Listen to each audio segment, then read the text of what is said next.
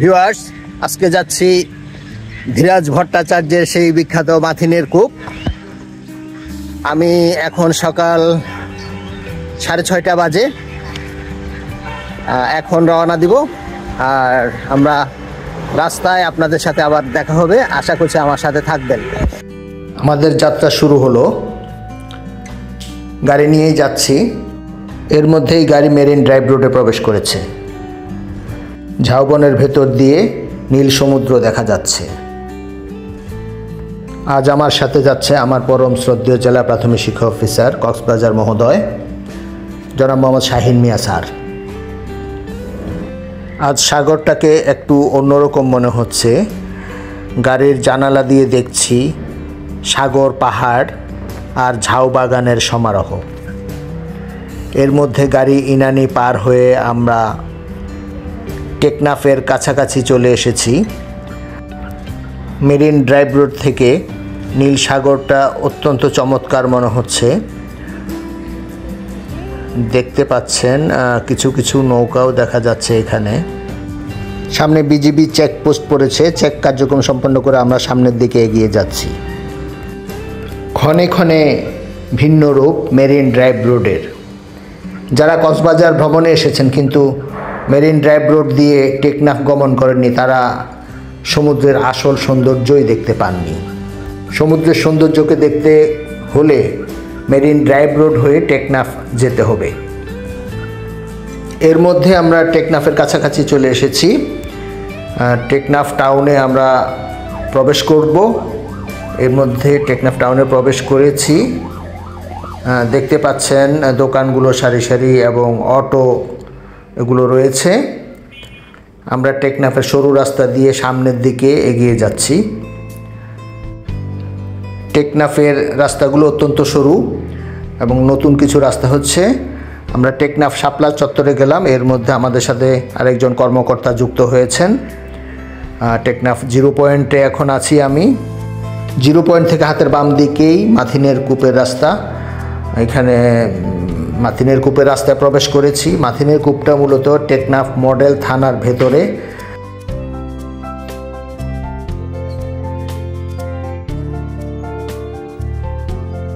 Teknaf model থানার gate পেরিয়ে আমরা ভেতরে প্রবেশ করে থানার কিছু বৈশিষ্ট্য একটু দেখে নিলাম। তারপর আমরা মাথিনের কূপের কাছাকাছি এসে মাথিনের কূপের যেই গেট, এই গেটে প্রবেশ করব। এর মধ্যে মাথিন কূপের গেটে আমরা যাচ্ছি। নিশ্চয়ই মাথিনের যে ঘটনা, এই ঘটনাবলী অনেকেরই জানা আছে। এটা মাথিন হেরিটেজ। এখানে কিছু কিছু বিষয় এখানে দেওয়া আছে। কারা কারা এগুলো লাগিয়েছেন বা করেছেন সেগুলো এখানে দেওয়া আছে। আগেও অনেকবার মাথিনের কূপের কাছাকাছি এসেছি। যখনই মাথিনের কূপের কাছাকাছি আসি তখনই বুকের মধ্যে কঠিন কষ্টের একটা হাহাকার জেগে ওঠে।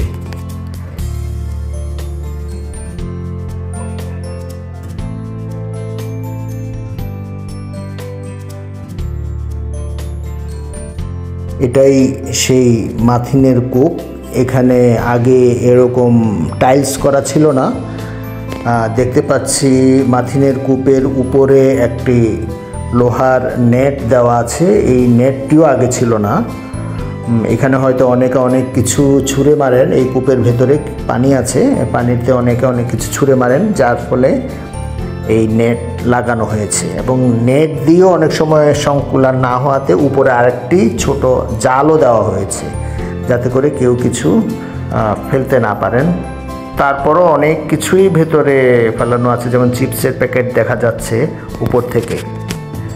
আশা করছি এই বিষয়টা সবাই একটু ফলো করবেন, যাতে এটাকে পরিষ্কার পরিচ্ছন্ন রাখা যায় এবং অন্যদের জন্য উন্মুক্ত রাখা যায়। আমরা সবাই জানি ধীরাজ ভট্টাচার্য ছিলেন সাবেক টেকনাফ থানার একজন তরুণ পুলিশ কর্মকর্তা। আর মাথিন ছিল স্থানীয় পাহাড়ি কৈশোর উত্তীর্ণ যুবতী। এই কূপেই মাথিন প্রতিদিন সকালে পানি নিতে আসতো এবং সেই পানি নিতে এসেই ধীরাজের সাথে তার দেখা হয়, দৃষ্টি বিনিময়। তারপর দুজনের মধ্যে গভীর প্রেমের সম্পর্ক গড়ে ওঠে। জানা যায় ধীরাজ ভট্টাচার্যের সাথে তাদের গভীর সম্পর্কের প্রণয় যখন চূড়ান্ত পর্যায়ে, তখন উভয়ের মধ্যে সম্মতিতে বিয়ের কথাবার্তা চলতে থাকে। বিয়ের বিষয়টি যখন চূড়ান্ত হয়, মাথিনকে সাজানোর পর্ব চলছিল। এর মধ্যেই একজন ধীরাজের বাবাকে খবর দেয় যে তার ছেলে একজন পাহাড়ি মেয়েকে বিয়ে করতে যাচ্ছে। আর সেই খবর পেয়ে বাবা ধীরাজকে তাৎক্ষণিকভাবে জানায় যে সকল পাট চুকিয়ে, চাকরি চুকিয়ে সে ওখান থেকে যাতে আজকে রাতের মধ্যেই রওনা দেয় ঢাকায়। মাথিনকে বিয়ের পিঁড়িতে বসানোর সাজগোজের মধ্যেই গভীর রাতে ধীরাজ ভট্টাচার্য টেকনাফ ছেড়ে ঢাকার উদ্দেশ্যে পাড়ি জমায়। সেই যাওয়ায় তার শেষ যাওয়া ছিল সেখান থেকে। ধীরাজের চলে যাওয়ার খবর যখন মাথিনের কাছে পৌঁছালো, মাথিন প্রচণ্ড কষ্টে নাওয়া খাওয়া ছেড়ে দেয়। একসময় ধীরাজের বিরহে সে মৃত্যুবরণ করে। প্রেমের অনির্বাণ শিখা চিরদিন জলে, স্বর্গ হতে আসে প্রেম, স্বর্গে যায় চলে।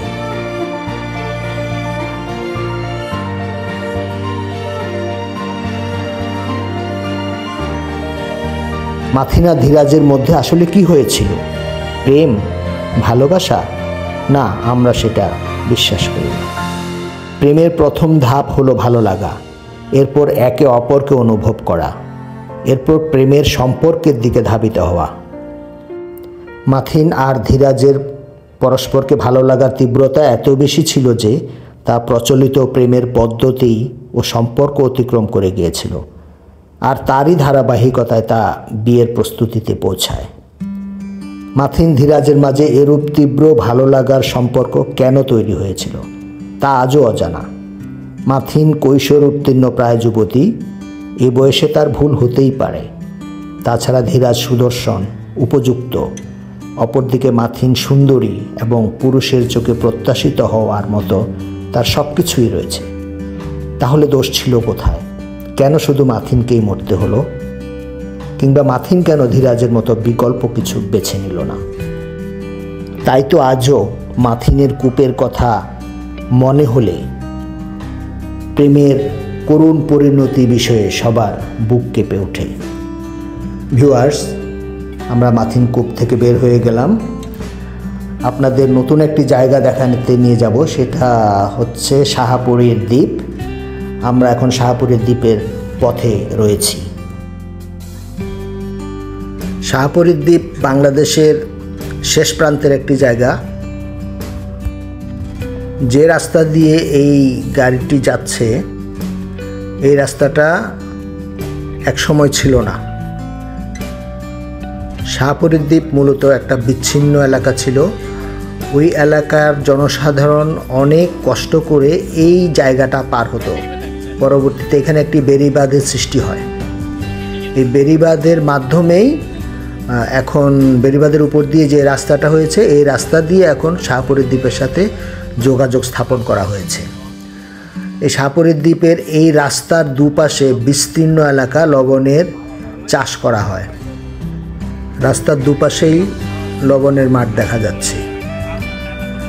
এই রাস্তার পশ্চিম পাশে বঙ্গোপসাগর এবং পূর্ব পাশে বার্মা। আমাদের গাড়ি এখন শাহাপুরীর দ্বীপ বাজার এলাকার ভেতরে প্রবেশ করছে। এখানে সাইক্লোন শেল্টার দেখা যাচ্ছে বড় বড়।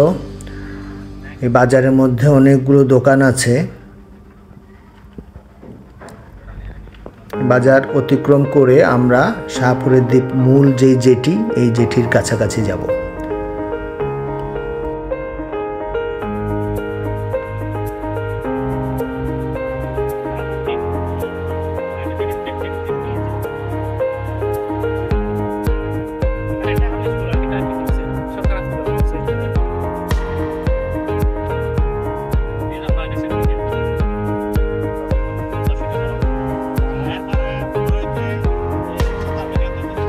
গাড়ি শাহপরীদ্বীপ জেটির একেবারে কাছাকাছি চলে এসছে।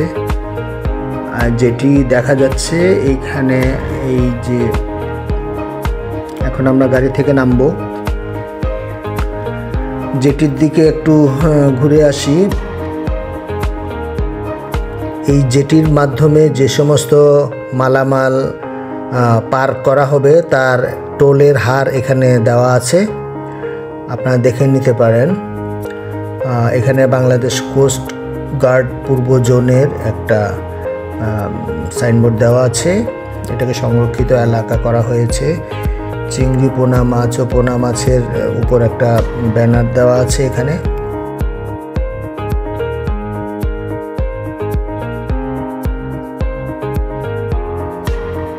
এখানে একজন টোল আদায়কারীর দেখা পেলাম।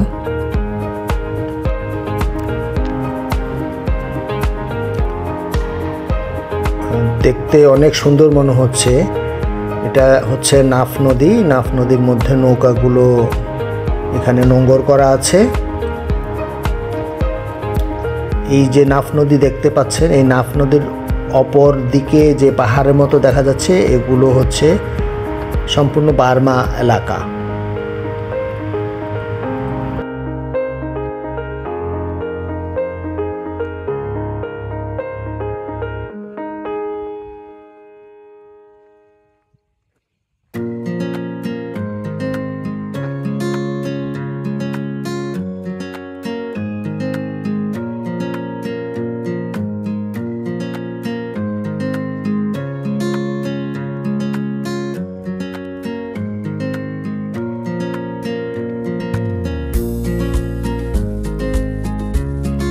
জেটির একটু ভেতরের দিকে যাই।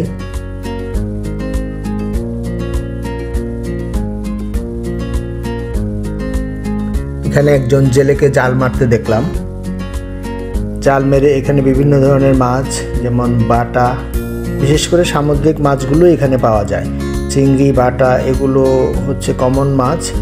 তার উপর আরও অন্যান্য সামুদ্রিক মাছ, কোরাল, ছুরি, এই সমস্ত মাছগুলো এখানে পাওয়া যায়।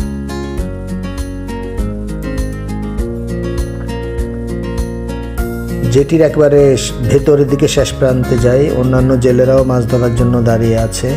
এখানে আমাদের স্যার দেখছেন বিষয়গুলো। এটাই হচ্ছে জেটির একেবারেই শেষ মাথা।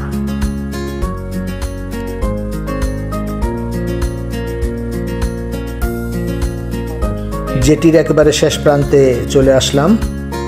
এখান থেকে মায়ানমার অনেকটা স্পষ্ট দেখা যাচ্ছে। দূরে মায়ানমারের গ্রাম থেকে ধোঁয়ার কুণ্ডলী উঠতে দেখা যাচ্ছে। মনে হচ্ছে এখানে কোনো একটা কিছু ঘটছে।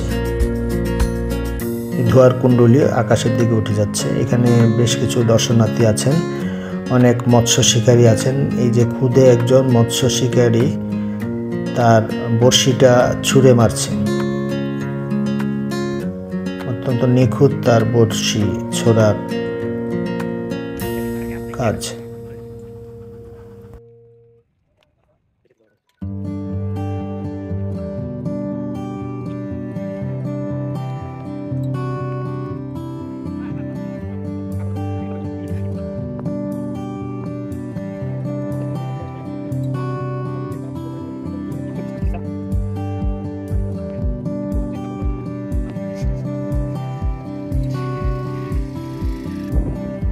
ভিউয়ার্স, এখন আমাদের গন্তব্য হচ্ছে মেরিন ড্রাইভ রোডের শেষ প্রান্ত। দেখতে পাচ্ছেন মেরিন ড্রাইভ রোডের পাশে এখানে নৌকাগুলো নোঙর করা আছে। এই সময় সমুদ্রে মাছ ধরার একটা নিষেধাজ্ঞা রয়েছে।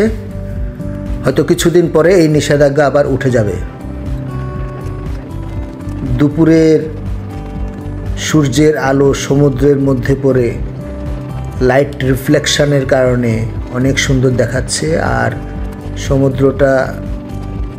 সমুদ্রের পানি অনেকটা নীল রং ধারণ করেছে।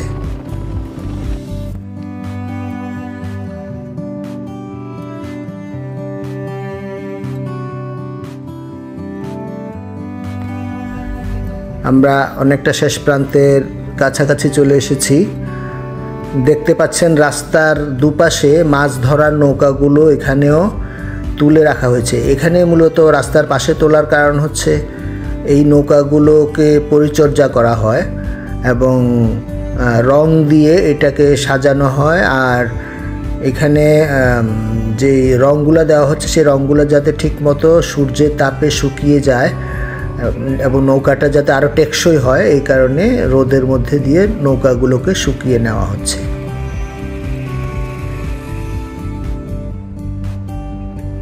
মেরিন ড্রাইভ রোডের এই শেষ প্রান্তে আসলে এই নৌকাগুলোকে দেখা যায়।